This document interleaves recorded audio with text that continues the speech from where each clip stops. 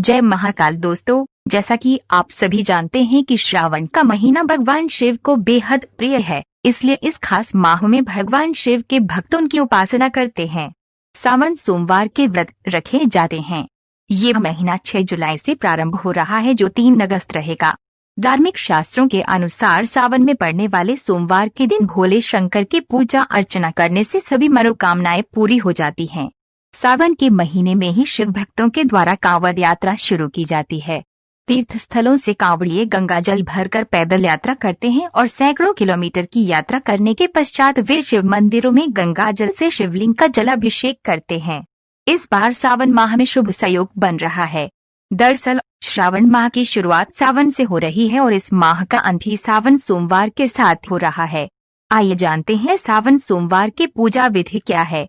पूजा के समय किन बातों का ध्यान देना चाहिए। सावन में भगवान शिव को ऐसे करें प्रसन्न। पूजा विधि: सावन सोमवार के दिन जल्दी उठकर स्नान करें। शिव मंदिर में जाकर भगवान शिव का जलाभिषेक करें। साथ ही माता पार्वती और नंदी को भी गंगा जल या दूध चढ़ाएं। पंचामृत से रुद्राभिषेक करें। बिल्वपत्र अर्पित करें। शिवलिंग पर धतूरा, भांग, चंदन, चावल चढ़ाएं और सभी को तिलक लगाएं। प्रसाद के रूप में भगवान शिव को घी शक्कर का भोग लगाएं। धूप दीप से गणेश जी की आरती करें। अंत में भगवान शिव की आरती करें और प्रसाद का वितरण करें। शिव जी का उपवास रखें तथा दिन में केवल एक ही बार भोजन ग्रहण करें। सावन सोमवार की पूजा में इन बातों का रखें विशेष ध्यान। शिव जी की पूजा में केतकी के फूलों का इस्तेमाल नहीं करना चाहिए। कहा जाता है कि केतकी के फूल चढ़ाने से भगवान शिव जी नाराज होते हैं। इसके अलावा तुलसी को कभी भी भगवान शिव जी को अर्पित नहीं किया जाता है।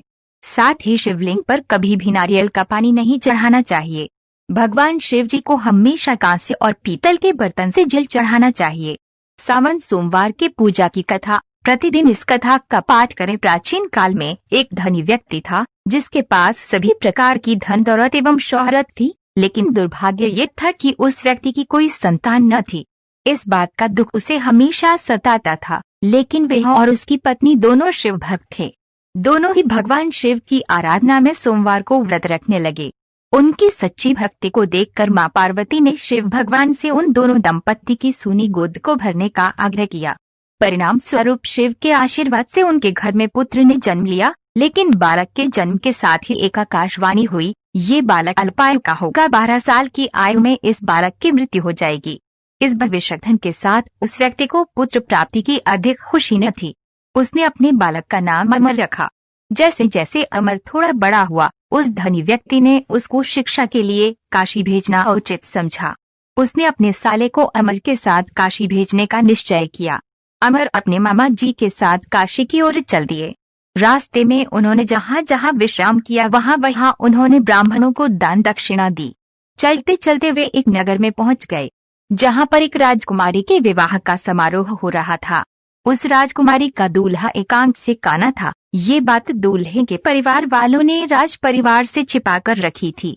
उन्हें इस बात का डर था कि यह बात अगर राजा को पता चल गई तो ये शादी नहीं होगी। इसलिए दूल्हे के घर वालों ने अमर से झूठ मूठ का दूल्हा बनने का आग्रह किया और वे उनके आग्रह को मना न कर सका। इस प्रकार उस राजकुमारी के साथ अमर की शादी हो गई, लेकिन वह उस राजकुमारी को धोखे में नहीं रखना चाहता था। इसलिए उसने राजकुमारी की चुनरी में इस घटनाक्रम की पूरी सच्चाई लिख दी। राजकुमारी ने जब अमर के उस संदेश को पढ़ा, तब उसने अमर को ही अपना पति माना और काशी से वापस लौटने तक उसका इंतजार करने को कहा। अमर और उसके मामा वहां से काशी की ओर चल दिए। समय का पहिया आगे बढ़ता रहा। उधर अमर हमेशा धार्मिक कार्यों में लगा रहता था। जब अमर ठीक 12 साल का हुआ, तब वे शिव मंदिर में भोले बाबा को बेलपत्तियां चढ़ा रहा था। उसी समय वहां यमराज उसके प्राण लेने पधार गए, लेकिन इससे पहले भगवान शिव ने अमर की भक्ति से प्रसन्न होकर उसे दीर्घायु का वरदान दे दिया था। परिणाम स्वरूप यमराज को खाली हाथ लौटना पड़ा। बाद में अमर काशी से शिक्षा प्राप्त करके अपनी पत्नी राजकुमारी के साथ घर लौटा।